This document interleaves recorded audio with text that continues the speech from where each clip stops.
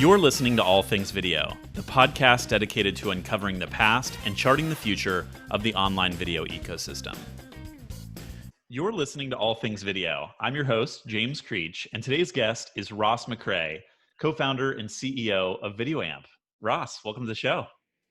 Thank you. Stoked to see you, man. Been a long time. Yeah, likewise. I got to tell everyone here at the outset, we knew each other back when I was a snotty-nosed kid, just fresh out of college. But I want, we'll get to all that. I want to tell that story. But before we do, let's zoom back even further in time and just tell us about, you growing up. What was your childhood like? Because I know you were kind of attracted to business and entrepreneurship at a young age. So just, when did that all begin for you? Yeah, long time. I mean, I think I started doing some hustling probably when I was in first grade, second grade, like slinging Oreos and Top Ramen and making money outside of kids' lunch money instead of their hot lunches. So it's always been a passion.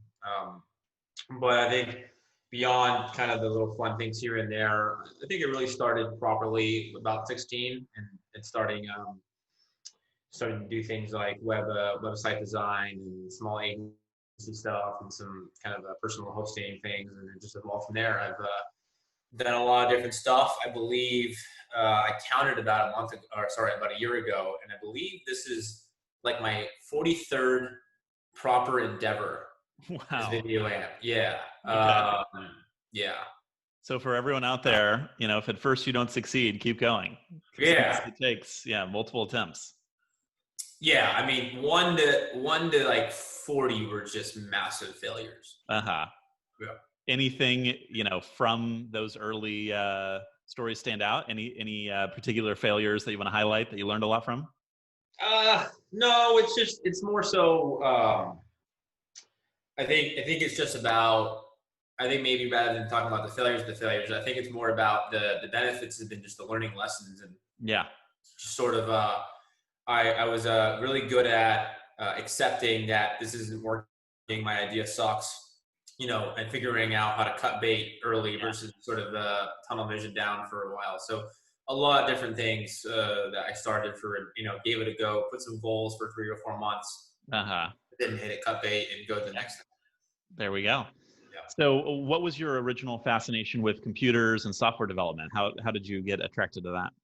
Yeah. So, it sort of just became natural, of an attraction where I think back in 2002-ish, I don't know, just when I saw like my friend had a computer, like, oh, this is just really cool, right? Like it's just, I just thought it was cool. And, really what happened is when I hit about 6th grade, long story short, I was homeschooled for middle school, but I went to normal public school for elementary and high school. And so I had a lot of time on my hands.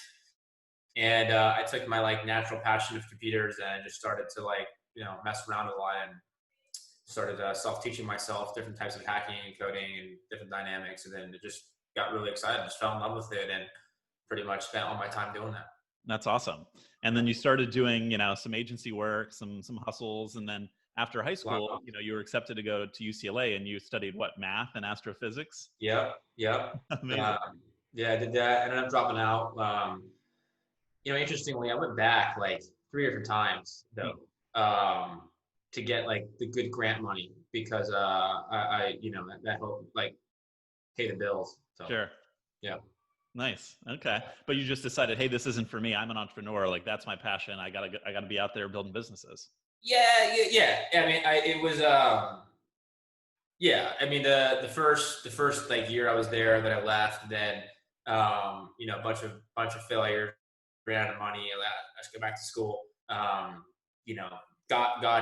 Started going to class, hated it again, kept trying some hustles, thought I was onto something, left school, lost my money again, went back to school, got some more aid, gave it a go, and then eventually I didn't go back. Yeah. Had you always considered yourself an entrepreneur? Is this just in your blood? Is it something that, you got from your parents?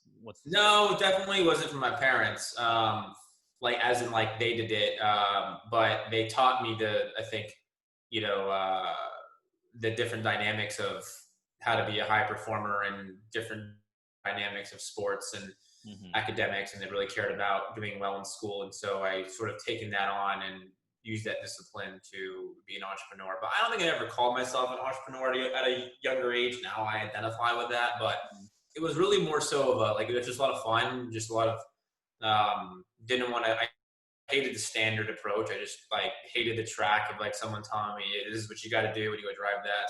Yeah. It's not, I don't really enjoy that. So it just was more of a necessity to make money. B, hated just the like monotonous, just day to day, just follow someone and, try to just retire at 65. It never felt right. Yeah. Awesome. So you and I met at a company called Channel Factory. And I remember immediately meeting you, and we kind of come from these different worlds, right? These different disciplines. At the time, I was kind of leading the operations side of the business, and you were brought in to kind of lead the technology. And though we were kind of from these different disciplines, I always remember like finding in you a bit of a kindred spirit, kind of like respecting the game, right? Of like, okay, Ross is focused in this other area, but we like likewise. a lot of things.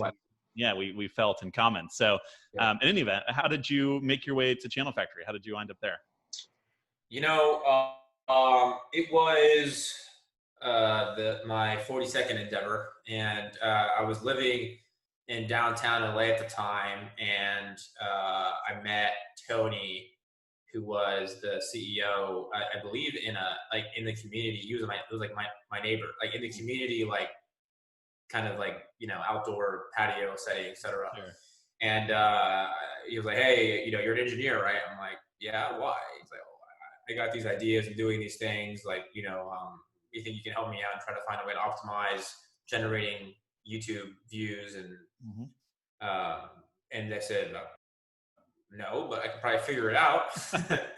And, gave it a go and did that. And, that was sort of my foray into the advertising and media space. Yeah. And so as someone who didn't have a background in that, I mean, equally, I didn't either. I was, as I said, just graduated from college. And truthfully, I had just started there as an intern during my senior year and had fully expected, I'd accepted a job to go do business consulting in New York. I thought I was going to go work in corporate America and be a suit and all this stuff. Yeah. And then right near the end, they convinced me to stay. And I said, sure, I'll take this crazy ride and do the whole startup thing. And thank God I did. But it was not the expected path. So I think we were both kind of new to media and entertainment and advertising. How was your introduction to that? What did you do to say, okay, I'm going to figure this out, I'll get up to speed? Yeah. Again, it just, the beginning was just an opportunistic, you try to, just to give some context, like, when I mean a lot of things, like from Christmas light installation to renting heavy environmental equipment to owning a trucking company to an entertainment company to a promotion company to an event company to a white labeling drop shipping company to an arbitrage Airbnb company. I could, a lot of things, making physical products and putting it in the Walmart. I'm forgetting some things too, right? So like I did like trying different. It was just like, yeah, I'll figure out an industry. So it wasn't like advertising, fine, I'll figure it out. So it was sort of that natural, keep trying to find problems. And I found it very fascinating, the space. And I just think that it was a good opportunity to come in and do something for a small period of time and understand the industry. And in doing that, I learned a lot more about the space and, really quickly realized how screwed up overall measurement was for the whole industry versus just trying to optimize a single channel like YouTube. I saw a lot of bigger problems in the space regarding big questions that marketers wanted to answer regarding where they should put their money and how it performed. And so that was ultimately the foray into me learning the space and starting to. Yeah, that was, I guess, the initial inspiration, huh? So you noticed the initial thesis was there's this big difference between the way traditional television advertising is bought and sold versus what happens in digital, right? And obviously, digital offers the possibility of perfect measurement, and in TV, it's all kind of estimated. So how did you say, okay, clearly there's a gap here, we're going to tackle it, we're going to solve it?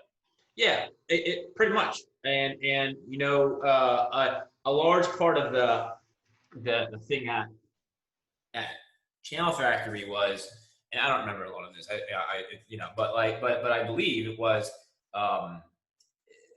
trying to convince the advertiser to spend more money on YouTube because we were promoting that and driving that as a good channel. And when they asked the objective question, well, how much money should I spend? It's like more, like just more, because like this is how I get paid, and like I'll hook you up. And it was just a relationship driven dynamic. I think most media sales are. And what I found interesting was putting myself in their shoes. Like, how do you really know if you're spending $1 billion in brand marketing across all your channels? Like, everyone's telling you that their shit's the best. But like, if you're in their shoes, how do I put in $1 million, $10 million, $20 million? Do I stop? Like, what? And even if I do that, how do I optimize the mix inside of there? Like, there's certain.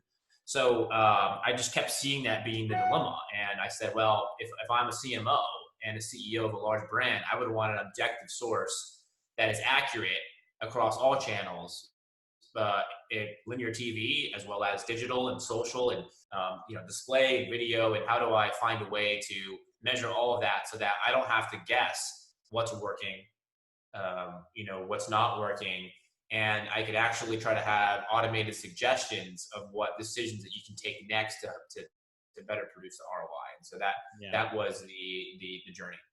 Yeah, I joke that Nielsen and ComScore are the lie that everyone agreed to believe, which is there's a little truth to that, in that in the absence of measurement, like you need some sort of standard. And so this panel system estimation was the best that there was for traditional. Obviously that space has changed significantly in the past decade. What are some of the greatest changes that you've observed? Yeah, I mean, that this is their wheelhouse. So I think it's important to start talking about privacy right now, because it is the underlying foundation of all of this. And so, it's a very complex topic and a very hot topic right now. And there are, with the advent of better data collection, so going beyond panels, as you mentioned, or someone literally writing something on a piece of paper, mailing it in, and telling them what they watch, and looking at digital, if you're watching on your phone, you're watching it on your computer, OTTs like Roku, Apple TV, all that's internet connected, and it has the ability and is logging like what you're watching, what you're doing on a household or device level. And then, so it's no longer a technological question regarding if you can get actual one-to-one data of who's watching what and learning those patterns. And you take that trend with the other trend of large brands investing heavily into data management platforms so they can onboard their first-party data and use that. So a brand that might have a mobile app that people are buying direct to consumer, or whether you're having online signups, or like a company like Disney Plus, if you're downloading subscribers who's converting, you have that rich data of who your customers are. You have a customer list, and so you can match that with the actual consumption that's happening of who's exposed to your ad on a one-to-one basis. And so the technology now exists, which really didn't, 5-10 years ago. It's been a huge increase, like the smart TV and OTT, and is so natural to us. But 5 to 10 years ago, it didn't really happen. So, and social media platforms started to blow up too. So all of this change allows it to truly go to a new standard of measurement. Now the question becomes, do you have the right to do that? Do the consumers want you to do that? And there's probably two estates to think about. Is the consumer properly notified, and are they opting in for you to use this data in that way? This is question number one. And question number two is, if they are you doing the proper security and IT measures and technological infrastructure measures to avoid bad actors and things like Cambridge Analytica happening, where if you do have data, could that be hacked? Can you get personal information, and can that be used in the wrong way that's not being used for the agreed upon use cases if the consumer said that, yes, I'll allow you to use it for this, this, and this. So those are the two different dynamics. And I think that's come a long way, and I'm sure we'll get to this later in this discussion, but that's the underlying question, is that it's A and B, and if you have that, then all of the measurement can happen. Yeah, absolutely. I mean, we've observed the same thing in our business, right? We're kind of in different worlds now, but focused on more the influencer marketing software. Pre-Cambridge Analytica, just to draw maybe that line in the sand, would ask for unlimited permissions, right? They'd be like, we want access to your Facebook page, and we're going to see who your friends are. We're going to get your phone number. We're going to get your email address. We're going to have read and write privileges. And it's like, that's not necessary for the core functions of the app, right? The app, is designed for this very narrow use case, and you're asking for this kind of unrestricted access to someone's social profile and all the data that goes with it. And there's been a big change. Obviously, the platforms had a role to play in doing better self-policing, but now moving more towards an ethos, and we've been a big part of this, is just saying, like, we only ask for the permissions that we need, right? We're not going to ask for permissions. It's read-only data access. We're not going to ask for scopes of data that we don't need to have access to. And, that's been a big part of this movement towards respecting people's privacy. And I love that. And, there's the way that we look at it now is that it's truly a three-way value exchange between the consumer, the publisher, and the advertiser. And, a majority of free information on the internet or content on TV and the internet is fueled by advertising revenues. Mm-hmm. And there's certainly a large increase of paywalls and subscription for premium content, and I think that will continue. But still, a large amount is not paid, and a large amount of the U.S. and the world can't afford or choose not to pay for those services. Yeah. And so, we find it very important to keep the option of information to be free and content to be free for those that want it to be free. And so if you take that assumption that that's an important thing and that you should have free information and free content, then now the question is, how do you provide this value exchange? Because ultimately a publisher is producing content that's for free or information. And there is this inherent agreement that you can get it for free as a consumer and you can enjoy that, you can watch that. But in return, I need to have the opportunity to monetize this audience and sell advertising so I can pay for my operations to produce that content and drive forward accordingly. And the reality is publishers are under siege right now. I mean, independent publishing and third-party publishers, while there's been great enhancements, and I think the influencer market's a great example of like a really cool trend that you can do that with these platforms, but they're not making a lot of money in general in the publishing market, and the way that they're getting more money is to produce higher return on investment for the advertisers, right? And so better personalization, a better probability of saying, I'm going to put an ad in front of you that you're going to like, that has a higher chance of you to click and convert and to pay for that service, and then therefore the advertiser's like, oh, that's working, I'm going to do more of that. That's what fuels the this value exchange. Though I believe, and our vision is that there should be a way to not have to have these negative consequences on usually the more personalization that you drive, the higher ROI that you give to advertisers, and the ability to make more revenue on the publisher usually comes off with negative trade-offs for privacy or security. And I think that's a limiting belief. I think there are ways in the code base itself that you can allow for mathematical guarantees for no bad actors to really govern in automation what you can and cannot do and what you see, that allows the consumer to have full control. They decide what needs to happen, and if they want personalization and they want to support that, they have the option to do so.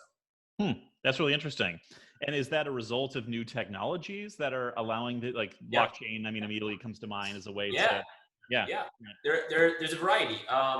So for those that are technical, there's like ways to share data. So first of all, back to that bucket, you still need to have proper opt-in and notification and the non-obfuscation of what the hell's happening for consumers. It's so confusing still. And I think the move with like Apple iOS 14 coming in, where it's like, hey, you're going to be tracked across the internet, yes or no, right? Like that's good, right? So I think that's the good trend that's happening. Then there's the second part. So like that's just, you have to have that. Sure.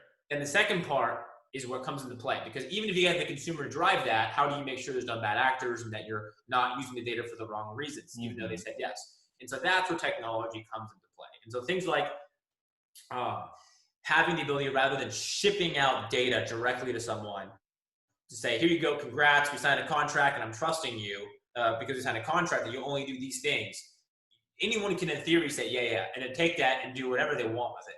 So not shipping data out to a third party, having no visibility or governance on what's really happening, but actually providing read access for someone to query that data in the data owner's environment, not ever taking it out, and putting restrictions on what you can and cannot query on the user level. You can't take one-to-one data out. You can't run this analysis. You only limit it as an aggregate type of insights. Yeah, you only get, it not only anonymized, but you're only getting out like, okay, YouTube worked really well. Spend more money on YouTube. You don't need to know even an anonymized ID.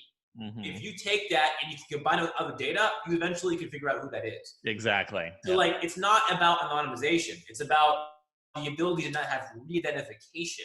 And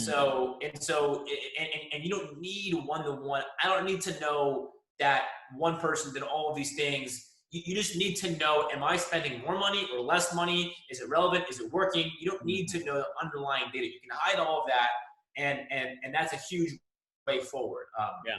As an example of some technological, primitives. For sure. And coming back to the idea of the value exchange between the consumer or the viewer and then the advertiser and the publisher, because I think we both love thinking about these big structural issues in media.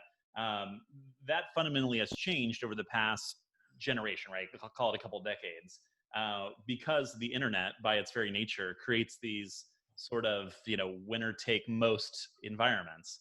And so for all that they've done to remove gatekeepers, the Googles and the Facebooks of the world say, hey, look at what we've done. We've made it possible for anyone to be a publisher now, and they can create content and reach an audience and monetize. And yeah, that's awesome, right? We have this whole new class of creatives. We have all this new types of content and formats and niche audience segments that can now connect through the internet than ever before. But at the same time, publishers have suffered, right? You think about who were the bastions of information in our parents' generation. It was CNN, the New York Times, right? It was like all of these household names of media properties and publishers that now have been somewhat disintermediated from their audience by the internet. And the aggregators, the Facebooks, the Googles, the Amazons of the world, have inserted themselves between the publishers and the audiences, and they stand to capture most of the value. Does that change, or are we just kind of too far down this road? Good question. I don't, I don't know if it changes anytime soon. I think that there's going to be more and more consolidation, for better or worse. Yeah. I'm not, but I if you look at if you just take the data, I mean, what, maybe 80-90% of all consumer attention is going to 7 companies, maybe. Yeah. Eight more. Like, I don't know. You if you think about if you take out all so I don't see that trend reversing. And maybe regulation comes in to split some assets up. Okay, it goes from 7 to 10. Like, I don't really see it as it ever going back anytime soon to having 2,000 independent publishers that are generating an equal distribution. I don't see that. Though I do think, you're looking at these platforms like a YouTube, and they're sort of, yes, it's a large place of concentration, but at least it's giving power back to independents to use it as a platform to generate value. And I know there's lots of complaints on systems like that in general, but at the same time, I think it's better than before. Yeah, sure. Well, now you have more cries from Congress and other politicians saying there's going to be more regulation. We need to look at this. There should be changes. Do you think that Congress should be looking at breaking up some of these big companies or pursuing antitrust proceedings, and say, hey, in hindsight, we should have blocked the sale of Instagram to Facebook, or, should Microsoft be allowed to buy TikTok? Are these questions that politicians should be wrestling with? I think the real problem is the politicians have zero clue of what's going on. Yep. So I don't think they're at all qualified to even make decisions. And I actually go as far as say that I don't even think there's tech experts anymore. And what I mean by that is, I think you look at like, oh, we have some CTO who's our tech expert who's going to advise us. Like, no way. Like, there's like, you need like 1,000 different tech experts to advise individual. Like, it's no longer tech. It's no longer a like, oh, I'm a tech guy. Like, no, you can be a tech generalist. It's too specific. There's no such thing whatsoever. Yeah. And there's 100 micro industries that you need to understand what's actually happening in all these different dynamics to drive that. So there's a bigger structural issue, and until you fix that, nothing's ever going to get done. I mean, whether you should do it or not, I don't have a comment there. What I do think should happen is that we should be properly educating ourselves about what's really happening, because it's a joke. Yeah, I agree. Well, I want to return to some of these thoughts around, media and the advertising space, but thought we'd switch gears a little bit. I want to touch on some of your other areas of interest, maybe outside the professional domain. One of which is, we both share this love for efficiency and optimization. I know it's something you're constantly thinking about, especially even just personal habits. So what are some of your favorite productivity hacks or things that you've assembled for yourself over the years? Yeah, no doubt. I love this. I mean, another reason why I started this company, right? I mean, I'm so passionate about that. First of all, so don't know where to start, man. There's if I have to pick a few, one of the things that I found very early in a very early age is time management. I know that's like, oh yeah, of course. But let me provide a specific tactic that I'm speaking about, not some broad bullshit. So when I was younger, I would talk to a lot of people, and I'd be like, oh, so where do you like what are your goals? Oh, I want to whether if it's sports, I want to be a professional athlete, or I want to go and I want to get this job, and I want to go learn these skills, and I want to. You have so much ambition. I want to do that. I'm like, oh wow, it's really great. Like you have all these goals and drive that, and so how are you spending your time? Well, so like, what do you mean? I'm like no, so like walk me through yesterday, like hour by hour. What did you do yesterday? Oh well, I woke up. Okay, what time? I woke up at 9 a.m. and I watched some TV, and then I went out and I worked out for like an hour, and then I came back and I had lunch, and then I went to school for like 4 or 5 hours. I came back, I hang out with my friends, I played some games, and I knocked out some emails, and then I went out. And I'm like, what are you talking about? Like, well, what was all that? What? Like, is it happening every day? They're like, yeah. I'm like, holy shit. Like, no wonder. Like, okay. So I think the specific tactic is to track your last 930 hours. It's like 31 days, and literally track how you're spending every hour and log it. And I've never seen that exercise go so like, oh my God, I'm completely not spending my time correctly. I spent 30 minutes in the fucking toilet. I like went out.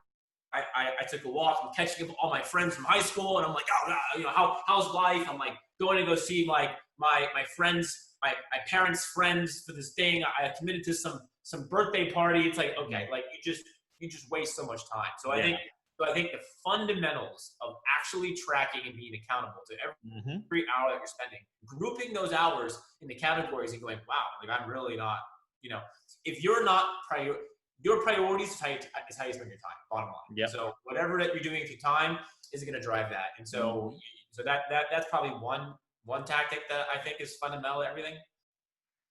Cool. Yeah, some of my other favorites are sleep hacking, right? Like I've really studied my sleep over the years and understood, how long do I need to sleep for? What are the right conditions for sleep? And part of that is like understanding too, when you can create a flow state, right? And so for me, it used to be late at night. Like I could just crush work from like 10 p.m. till 2 a.m. I think I remember that. Yeah. Yeah, which has changed as I've gotten older. In fact, like I've become much more of a morning person, so I've had to change my habits and routines. Yeah. you know, it's just trying to find the ways. I take naps every day too. I try to take at least a 15 or 20-minute nap.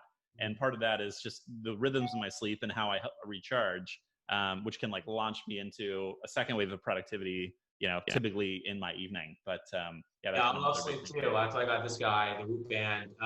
Tracking HRV has been something that I like from a physical perspective. That's helped a lot. 66 degrees for sleep has been the preference. And so part of that exercise actually came down to a lot of my sleeping. And so I was like, wow, I'm spending a lot of time my day sleeping. And I wasn't convinced that like 8 or 9 hours is the most optimal. And so I've found a lot of ways from how you kind of wind down from stretching and inner meditation, or not looking at like blue light on your phones from like the last hour, and kind of finding the right mattress and sticking on a routine Monday to Monday. I don't have a different wake up schedule on the weekends. Like I am very consistent to the point where my body is optimized, and I pretty much wake up most of the time like within a few minutes of the alarm, like me too, going off. And so you know, all of it helps. So I feel extremely high energy all day long. And a interesting thing is I actually have been experimenting quite a bit over the last 10 years, and I have gone down to 3 hours. And I did that for about, in the first year of VideoAmp, I did that for about a year, and I wake up at like, and the funny thing was, I got through the whole day fine.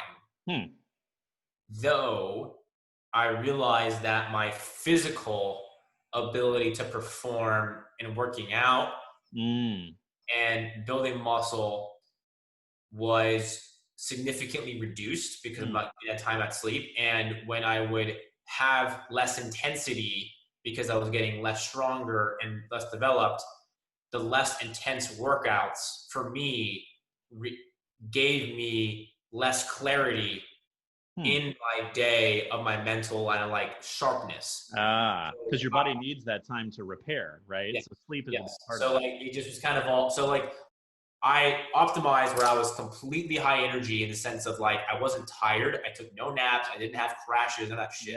So I noticed my mental agility and my speed and my decision-making capability of how fast and liquid I was dropped. So I now typically sleep about 5.5, 6 hours. And I've been optimizing and trying to find those kind of variations. And I feel like it's the right balance for me. Yeah, everybody's different, right? And like when you're younger, you might need more sleep. And then as you get older, you find those rhythms. For me, it's about 6.5, which it kind of lines up with my REM cycles. But I did an experiment like that in college where I split my day kind of into two, and I would sleep for about 3 hours at night. And then I would sleep for about 3 hours kind of in the late afternoon, early evening. And then I was just super productive, and I felt great, right? Because I was still getting 2 deep REM cycles. I was just splitting them up into different parts of the day. Yeah. Interesting. Yeah. Well, another thing that I know you're passionate about is this idea of work-life integration, right? The whole traditional notion of work-life balance kind of goes along with the whole like, okay, retire when you're 65, like stay on the traditional path, which I think, we both said, to hell with that. So what does work-life integration mean to you? What does that look like? Yeah. Look, I think the general guidance is a pile of horseshit. I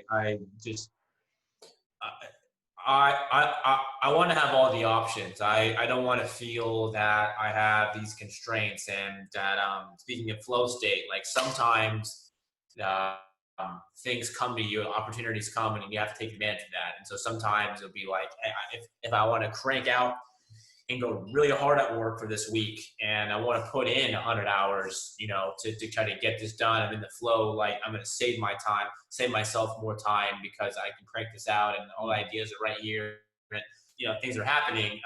Like you put that time in, but then at the same time, looking about your personal and other expectations, I want to have the ability to then, if I want to take 2 days off or take a, good stay with the family for a week, like I want to have that flexibility. So it's really about optimizing to results versus, it's really just like, are you optimizing the output or input? And so for me, the notion of harmony versus a balance is like, I just don't like the strict definition of balance. It just seems like it's a scale in my mind where it's like you have these rigid rules and it's like 9 to 5 is this and then that is that. And I want to compartmentalize my life.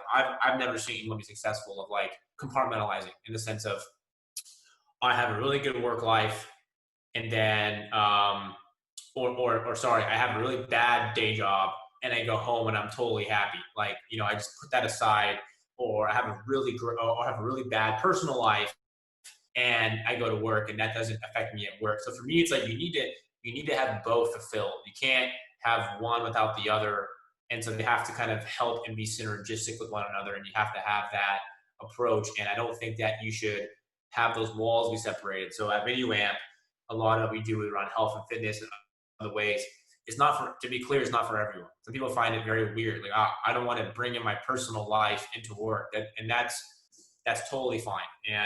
But people that come to VideoAmp, they're looking for, I want to work out, I want to push myself, I want to help my personal goals. I want you to know my personal mission and what I want to do in 10 years. I want you to help me get there faster. It's like, cool. Like, work is at 50% of the time people usually are awake, you know, during the week. So like, I want that to optimize my personal goals, my personal goals to optimize my work goals. And I want more of everything. And so we found that if you're being holistic and that you're having harmony and you're integrating your personal goals with your work goals, you're working with your family goals, and you're setting expectations of what these things are going to do, we've seen that be very fulfilling. Mm-hmm. That's awesome. And it's so easy to get caught up in one and forget the other, right? So in the traditional model saying, you know, oh, you get so caught up in work and then you stop exercising, or, you know, you don't eat right, or whatever it is, your personal goals, you're not spending time for them. But if you outline everything at the front, right? You say, these are my personal goals, these are my work goals, and then I have a holistic plan to accomplish them together. You make time for the big things, and then everything else kind of fills in. I think so. Yeah. And it goes to another saying where I believe it's like, how you do one thing is how you do everything. And I believe, like, there are people out there that I would call A players. And my definition of A players are usually different than most.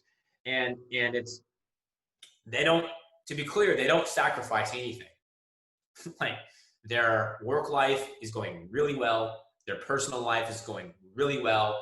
Their you know, or I can even go further, their family life, them being a parent, them having their options or whatever they're into, them having their hobbies, them working on their health and fitness, physically, mentally, spiritually. Like, everything is a plan and it's optimized, and there's no like, oh, I don't have time for that. That's not an excuse that they take. And I've seen a lot of very high performing, very busy founders and CEOs that are very good parents, that work out every single day, that have grown their spiritual life to mental life, and have found the way to make it all happen. And it's very easy to come up with the, oh, I'm too busy. I can't do that. And it's limiting beliefs. And people just have these natural, they don't want to confront that there's better ways to optimize. And it goes back to how you're spending your time. You know, they don't have, usually it's discipline and lack of self-awareness of what's actually happening. And so thinking big and letting people know, like, there are people that to be clear, people are doing this. You're just not. You haven't figured it out yet. And so reminding ourselves that this is very true and that this is possible, you're just deciding not to do it, is a very important first step. Yeah. So speaking of VideoAmp, you know, what does the future hold? What are some of the things that you and the team are working towards? Yeah. So, you know, we've now 6.5 years into this journey, which is crazy. It's been the first 2 years of just figuring out what the hell is going on, right?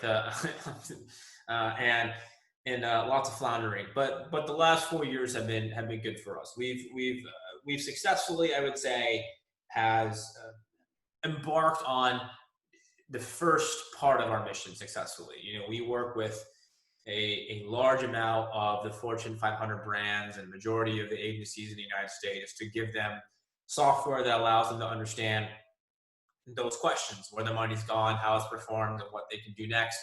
And we are working on that change of the industry of looking at things holistically. The next tranche for us is 100% of increasing the security and the tightness of those privacy tools, as mentioned. And it's going to be, I think, an equally long journey, because every single touch point of every single different publisher, how you get access to data on TV, how you get access to data on the social media platform, how you getting it on OTT, there's 100 different integration points where every single way you're looking at data is different. And so to change the industry, to make it more consumer centric, to do privacy by design in the code base, and to increase best practice of security, so that this is a long-term consumer first paradigm where they have the true ability to decide how they want to use their data and what they want to do, can make that call, and then to have the technological guarantees so that if they're doing that, that we can support that and avoid bad actors. That's the next frontier for us. Regarding doing the actual measurement and optimization, I think we've come a long way, and we've sort of nailed that first tranche. Now it's about privacy. Now it's about putting consumers first, and now it's about integrating all of that into one workflow. That's awesome. And what does the future hold for the media and advertising industry? Do you have any predictions? Yeah, I think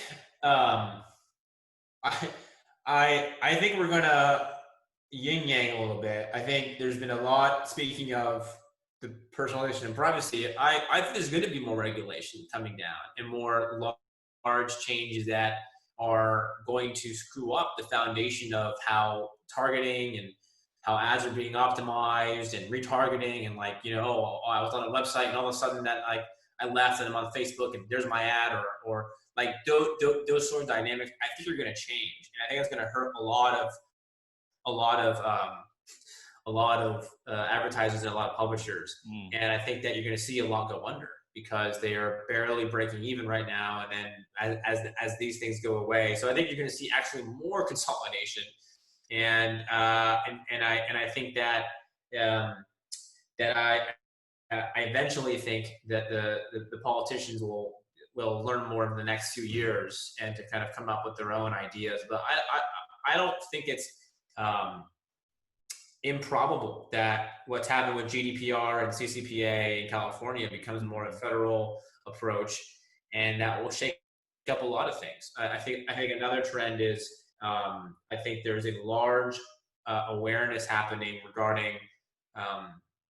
brands really trying to find a way to get more direct to consumer and try to find insights and own that relationship more directly. And that I think the agencies are evolving more and more to consultancies, and brands are taking and licensing more things in house. And that I think the evolution and the migration of tech enabled services versus I think what the legacy business models have been. So I think those are some predictions. Yeah, I think those are right on. Right, I mean, just on the point of building more direct to fan relationships and monetization. I mean, Patreon reaching unicorn status, $1 billion valuation is a hallmark of that, right? That there's going to be these alternative models, and getting closer links between the content creator and the people that support them is a signal of that. I think you're absolutely right about consolidation too. I mean, as we talked about, these platform aggregators, Facebook, Google, Amazon, et cetera, have so much power and weight and authority that now Fox needs to be part of the Disney empire to compete, and Disney needs Fox, right? And then same thing with publishers. You see Refinery 29 get acquired. You see Pop Sugar picked up by Group 9. That they just have to get to a different level of scale, because that's the only way to remain relevant, amidst the bigger players.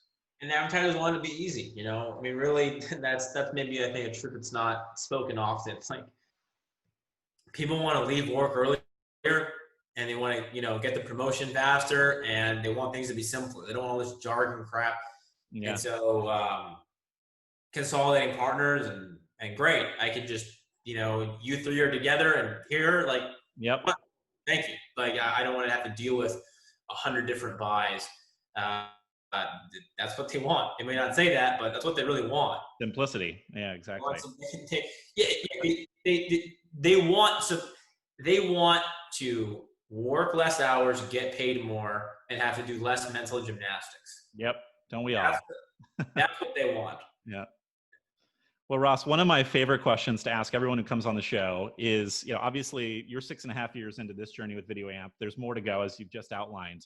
But I find that there's a part of the entrepreneurial brain that you just can't turn off, right? You're constantly thinking about this process, or the next business, and tinkering with this, making that better.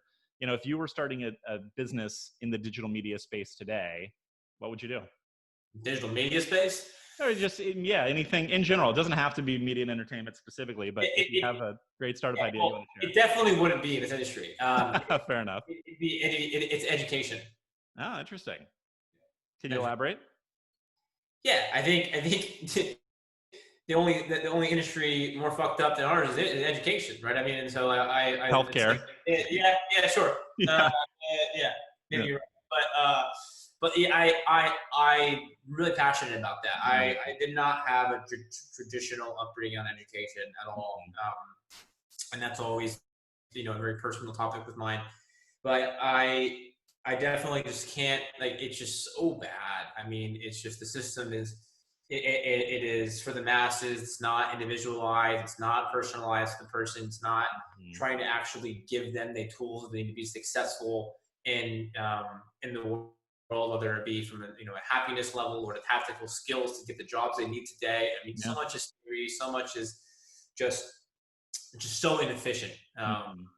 Just so inefficient. And I think a good example will probably be something of whereas you have a combination of I guess you can call it online learning with an in-person system. I mean, there's totally benefits for both, but a example is that I came across a YouTube channel recently that really breaks down traditionally complex math, calculus, linear algebra, differential equations into really visual learnings that you can build a natural intuition of complex math and data science problems. And if you have an intuition and you're looking at it from a visual kind of spatial way, it's an entirely different way to think about the sciences versus memorizing formulas and just not understanding what's going on. And memorizing formulas doesn't help you solve problems in the world. Whereas you need to understand what the problem is and create new solutions dynamically. And so I think that's a good example of where I think there's been so many issues. And why do you need to have 100,000 people teaching linear algebra in the United States, all doing the same work from creating a curriculum? How does that make any sense? Why not curriculum that feels 100 years old and not updated for the 21st century? And as you said, kind of catering to the masses, but not in no way personalized or individualized. So everyone is kind of working towards the lowest common denominator. Yeah, and just get 10 of them, and rather than having them do linear algebra plus 30 other things, just have them just do linear algebra for 30 years and make the best way to communicate linear algebra, and then distribute that to everyone in the world. Oh, great! I got this is definitively A/B tested across 50 million people. These things work really well and they communicate, and this is the proper way to optimize for these subjects. It's just so bad. I mean, and I can go on and on, but I mean, well, not only that, but I think structurally, if you think about the education system, the habits that are built into people is, okay, you go to school for at least 18 years, in many cases, much more than that. And people are kind of trained to be okay, in middle school, your job is to get good grades, build study habits so you do well in high school. The whole point of high school is everyone's got their sights focused on getting into a good college, right? So you're just focused on going to college. And then in college, people are okay, well, now what do I do? I can't think for myself. I just, default to, okay, now I'm gonna go to grad school and spend more time trying to figure out what I want to do, rather than there being more paths, right? There should be more trade schools and paths for people who want those careers. There should be, apprenticeship programs. There should be paths for entrepreneurs who are hey, the traditional education system doesn't work for me and I want to start businesses and I want to learn, right? There need to be alternative learning models for different types of people. I love that. And I think maybe one other thing to add is, and this is probably controversial, but a lot of people do things for money in this society, right? They skip the is it right? Is capitalism? Okay, whatever your thought is, a lot of people today are making decisions with money being a very large part of that, of that decision-making framework. I know for me, coming from no money, that you know, trying to pay the bills, like that has been a huge part of my last 10 years of survival. And some people don't have that problem. They have the luxury of family money in other ways and trust funds or whatever. But like I didn't at all have any of that. So if you subscribe to that and you subscribe to another fact, which I believe is like back to the A players, like truly top talent usually are 10 to 100 times better and more productive than the average person in that field, right? Like, and there's a lot of studies about this, and like in value generation, engineering, especially, like the best software engineer can literally add 100 times more value than 100 average ones. And so that's why there's a lot of like what the like Microsoft and Amazon and Google have been like, we paid them 10 times more than the average person does because they add 100 times more value, and so they're doing it on a value base. Same can happen with education. Like, why not have the ability to make $1 million a year in salary as a teacher if you're creating best content that's distributed, and you know you and driving that out across the world. I have not met anyone outside of the person who's like, I want to go to the education because it's what it's meaningful for me, that are going into that and tapping into probably the 90% of the rest of the population who's having money be a large part of why they're not going into education. You have to solve that problem. Yep, I agree. And because you're not getting the best talent out there, and it should be revered. Like, it should be such a, like, what a meaningful and awesome thing that you're doing with education. Whereas right now, I think it's like, oh yeah, like you're a teacher, like, oh, good for you. But like, let's just be real. Like, you know, people celebrate people and much more in other fields. Like going and being like an actor is like 1 billion times more rewarded because they're providing, you know, entertainment than actually educating our future, which is it's out of balance. Yeah, we got to pay the teachers more. We need to change the system so that it rewards the best teachers, and we can afford to pay them that much. Yeah, I think so. Awesome. Ross, where can people find out more about you and more about VideoAmp? I think just, you know, we do a bad job marketing, so I don't do any social media, any of that shit. Yeah. But you know, look, I think follow us on videoamp.com and you know, check us out. And but I usually it's a lot of B2B. For sure. Well, hey man, I love it. Thank you so much for taking the time. I learn something new every time we get to hang out or get a chance to talk. So appreciate you sharing a little bit more about your journey and your story and lessons learned along the way with everyone here on the podcast. Thanks. Yeah. Thanks, man. Thanks for tuning in. I'm James Creech, and this has been another edition of All Things Video. If you like what you hear, we hope you'll share and subscribe for new episodes. See you next time.